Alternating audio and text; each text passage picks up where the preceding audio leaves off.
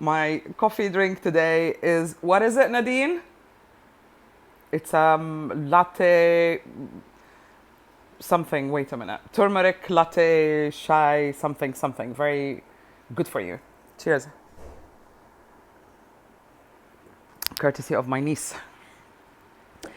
So personal resilience is a really I'm passionate about it. It's a really good, what's the word? I feel very strongly about because it is at the heart of the unboxing process. It teaches you how to bounce back, how to get over life and continue to live in joy and peace, which is really important. It's at the heart, personal resilience is at the heart of the unboxing process. And you can get there by practicing being the benign observer. Remember, we talked about it in the last coffee break, which is when you observe yourself without judgment, without the analysis. Lovely to see you, Rania. Thank you. Guys, let me know where you're watching from. Leave a comment because I get nervous. I can't hear you. And I wonder if you're still with me or has the internet frozen. So keep me company as I am keeping you company. Let me know where you're watching from. And if you have a question, use the question mark sticker at the bottom because they're easier to see. So when you practice being the benign observer, it's actually a very loving act. It's a loving act because you're not putting yourself under the microscope. Hey, you're not judging yourself. You know, if you do that, if you point a finger at a child, literally the child will shrink and they will think that you're punishing them. So don't do that to yourself. But when you observe your behavior, your patterns, what you're going through in a loving, non-judgmental way, you actually become that way when you're dealing with other people. But more importantly, you begin to realize what you're doing and what you're going through.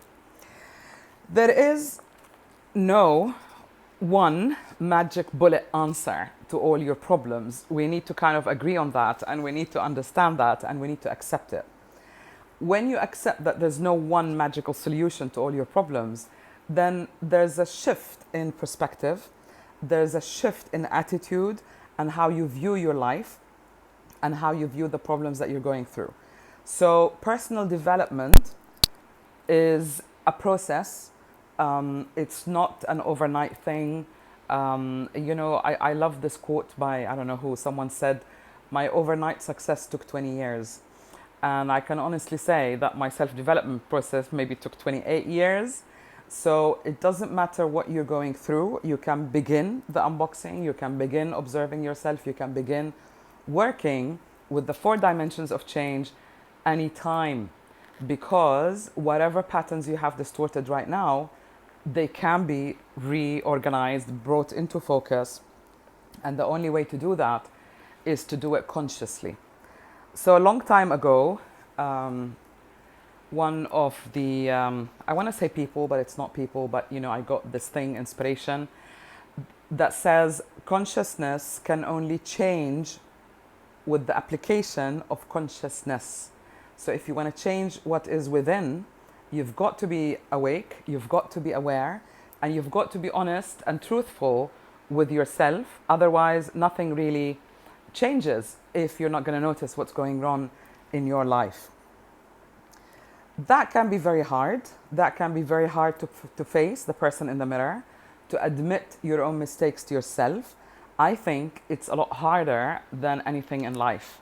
When we were, hi Stella, when we were studying the 4-year holistic therapy course, during one of the years, we had to really overcome our fears, whatever our fears were. And most of the class kind of overcame, I don't know, jumping from a high building, skydiving, etc. I am terrified of sharks because when we lived in Kuwait and we used to go swimming, we had a fishing contest once. And the sharks, everybody fished sharks because they came really close to the shore. And I remember being so terrified. And do you think like I'm gonna go in a cage and face sharks? No, thank you very much. So I'm not talking about facing such fears. They may build your character, but they're not gonna change the way that you see and deal with your world. And I think the scariest thing is to admit that you're wrong to yourself. And when you start doing that, you find it a lot easier to admit it to others. And then peace and joy and less drama, start to be part of your life rather than reacting. So with personal resilience, hi Maria, lovely to see you. With personal resilience, we're talking about less drama, we're talking about appropriate action at the right time so that you don't suffer any downtime. You don't spiral down and you become depressed. I got a lot of messages, and I thank you for them last week, from viewers asking me to talk about things like relationships, depressed spouses, etc. And I think now, more than any other time, because we're spending a lot of time with our loved ones at home, we're really rubbing each other the wrong way. So maybe I'll talk about that in the future, because it is important how you react and respond, and this is part of personal resilience. When you unlearn everything that you learn, then the real you begins to emerge. So the first part of my journey, maybe the first 15 years, I've honestly spent unlearning everything that I've learned. I've spent it unreading, unlearning all the beliefs, all the structures that I had in life. I thought I knew who I was, what I wanted to do, but it wasn't really so. And that was really hard, more than jumping in a cage with a shark or going skydiving. So being honest with yourself, facing the person in the mirror, understanding that it is a process, and understanding that if you have any negative patterns, you can fix them right now. If you choose, hi, it's hello, lovely to see you. I wish I can have you here in Dubai. If you can have that degree of honesty and commitment, then as you unlearn what you grew up with, you're going to discover the real you. And it is so rewarding when you know how to belong to yourself, because whatever happens in life, you will bounce back. Some things are easier to get over than others, granted, but the impulse to continue to live, to enjoy life, is what's going to color your life and color the glasses that you see life through. And this is when the real you emerges. When you take all the rubbish, everything that people try to box you in, traditions, beliefs, etc., find them out for yourself. You are unique. We are each unique, which is why I'm wearing this t-shirt today that says I am unique, to remind me and to remind you that we are really each unique. We may go through similar circumstances, but the way we respond and the way that we build our lives are dependent on our unique process, on our unique way of dealing with life. So find your uniqueness and practice being a benign observer, and believe me, you will get a lot of your questions answered. So how does the 4 dimension of change help you do that? When you observe, you remember this is the 4 dimensions of change. When you observe that within yourself, when you observe your body, what your body is going through, when you respect it, when you look after it in terms of food or exercise or whatever it is, don't compare yourself with other people, but spend some time connecting with your body. And the thing that I've realized during homestay, I've really lived this, it kind of, my perspective shifted, and then suddenly I'm focused on my emotions, processing a lot of heartache, from 20, 30 years ago.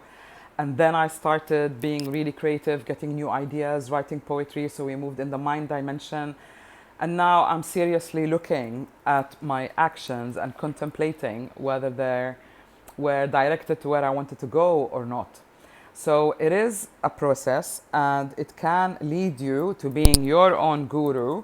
And please be, because I have met quite a lot of people recently, and they seem to be quite adamant that they are on the right path, following the right person, following their teachings. And I think we lose a lot when we go into somebody else's box instead of coming out of our own and finding our own truth for ourselves. The 4 dimensions of change really encompass everything that a human being is.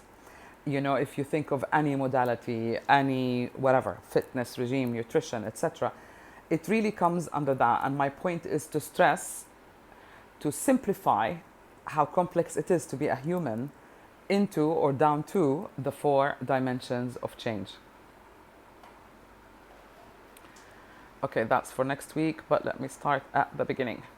So today we're talking about personal resilience, and the key to personal resilience is flexibility.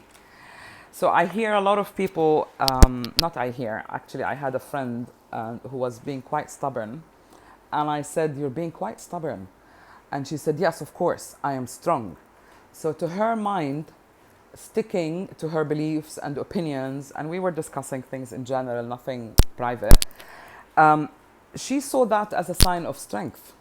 But it really isn't. It's a sign of insecurity, of weakness, because if we stick to what we think is true, if we stick to our own perspective, our own beliefs, then how can anything change? If you keep repeating the same thing, you're only cloning your days, day after day, and you're not leaving any room for changes. If you like, personal resilience is also about being spontaneous, opening up to new ways, opening up to new possibilities, opening up to a new way of looking at things or doing things. So, to remind you, you can practice that by being the benign observer, lovingly, without analysis. Just notice. I feel down, I feel low, my body hurts, this part of my body aches. Remember that there is no one magic bullet to all your problems. It's a process. Take it one dimension at a time, and you will start sorting out your life. And as we said, consciousness can only change with the application of consciousness. You need to be awake, you need to be aware, you need to hold yourself accountable for how you react, how you think, why you're spending time analyzing, negativity and expecting doom, when you could use that time and energy into creating the future that you want so that you can move forward. Is it a rewarding process? Yes, it is, because the real you only emerges if you take all that rubbish off. Then you really begin to discover your essence, the real you, and what your life is about. So, it involves awakening your subconscious. How do we do that? By becoming conscious. By spending some time contemplating at the beginning of your day and at the end of your day, what was my day about? Why did I react that way? Why did I shut off? Why, especially apparently, a lot of spouses are not really communicating, but, the partner is a nice person, but I can't really face him and talk to him about this or that. So now is the time really to develop a deeper connection, because that is facing our fears. And I feel that it will be really rewarding, because life will not be boring. Every day will bring new possibilities, a new interaction, a deeper level of connection. So therefore, you can really begin to fix your distorted patterns from now. So unboxing is about whatever has happened in your life, leave it where it is, but begin to look at your life now. And believe it or not, it is only the brain, our brains, that perceive past, present, and future. But time is more like a circle than a line. So at any point you begin unboxing, it will affect your past and your future. Being flexible is so important, because if you're fixed, then you are really stuck. And I remember a thing that my mom always said, may she rest in peace, that the resilient tree, the one that survives the storm, is the one that is flexible, that goes with the wind. But if you're really, really strong like that, you're only going to become brittle, or buckle under, rather than wave a little bit, with the wind. So when your circumstance changes, when you go through a transition, it's even more scary. You're facing the unknown, and this is when our fears come up, and this is when you need to calm down and you need to act. So the strength of character is about being flexible rather than about being stubborn. A lot of people, I find, especially like parents, whatever, they think if I'm really firm, then I can be a lead to my children. But not really. Then you become really rigid, and you lose that communication, that flexibility, every moment in life is so different from the one before and the one after. So there is even uniqueness in the moment that we are in. And I think, well, my aim, my objective is to capitalize on that moment, to enrich it as much, as far as I can. And I hope that you'll be also able to do the same. So developing personal resilience, in my view, is about developing your inner strength, not your outwardly seeming character, which people kind of get into a role and then they forget to come out of. So it's not about seeming powerful and whatever. It's about really being genuinely connected with who you are, with your body, with your emotions, with your mind. It's about holding yourself accountable to actions you've taken or not taken. And however you get accomplished in a day, that's enough. That's okay. Take the pressure off, take the deadlines off. So long as you've started the process, then you're doing it. And this is what clarifies our purpose. So inner strength really clarifies and brings out, your purpose. You will have that as an added advantage, if you will. Okay. We're going to talk next about what resilience is. How are you finding this, guys? Give me a thumbs up. How have you been doing?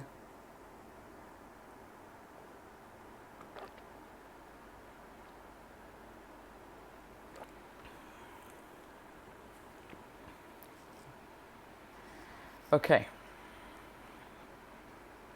So we're going to talk about what resilience is. In my humble view, resilience is the ability to function when you are hit by a crisis. Instead of panicking and getting really dramatic, the more that you are, the longer that it will take you to solve that situation or to solve that problem. So you're resilient if you respond almost immediately.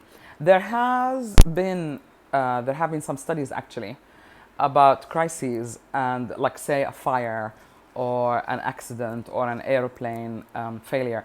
If you don't act within the first 30 seconds, then things could spiral down very quickly. So this is how important it is to make decisions. But if you're not aware, if you're not used to observing and being aware, how can you respond quickly and appropriately? And this is why we need that process of awakening that I call unboxing, that I base on the 4 dimensions of change in an effort to simplify it so that it can be really understood and practiced easily. The second definition is you are resilient when you act appropriately. So it's no good overreacting or underreacting. Some people get stunned and they don't do anything. Or some people get on their high horse and they over-exaggerate the situation. This is not resilience. This is not being in control of your emotions.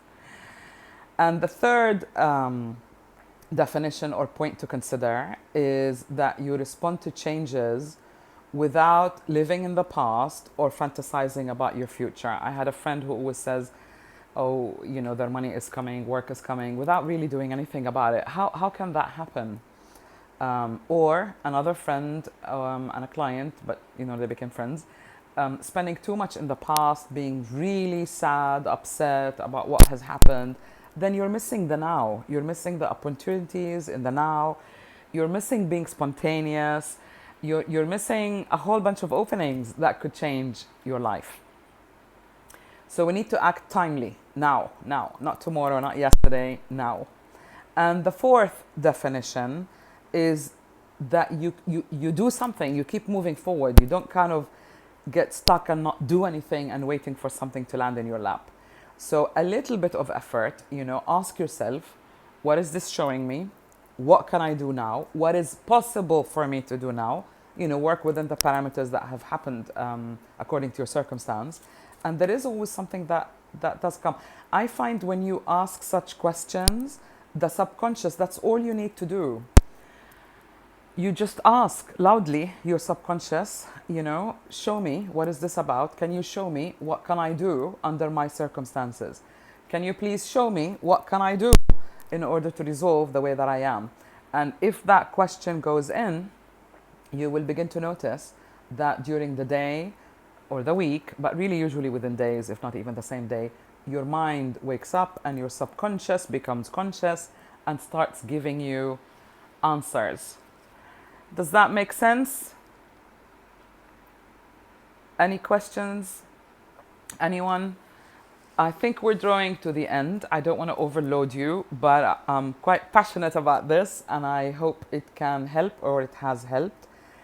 Please do join me on Wednesday when we're going to talk about the number one person that you need to forgive. Because when we do, our emotional baggage becomes a lot lighter. And with the less emotional weight you have, the less that you have to wait for that new future to come. So literally, emotional baggage is heavy. It weighs you down. You don't interact with the universe very quickly because everything is interacting in the universe. Everything is responding, plant, animal, whatever. And if you stand still and stubborn and inflexible without asking questions, without being curious, nothing is going to change in your life. And believe me, I've been there. And when you're at the bottom, the only way to go is up, and you can really choose not to stay there. It is a choice. And you may think, I don't have options, but you really do. And even within your limited, constrained situation or circumstance, there are options. But use your own mind, guide yourself, ask the questions, and really wait to hear the answers, which is really, really important. I hope you're going to have a brilliant week. I don't know where my week went. And please join me on Wednesday. Unbox Coffee Break will be in English. And we're going to talk about forgiveness. More importantly, who is the number one person you need to forgive? If you know the answer, please leave it in the comments or DM me, and I'll have a little gift for you that I hope you'll enjoy. See you soon. Take care, stay safe, and bless you all. Thank you. Bye.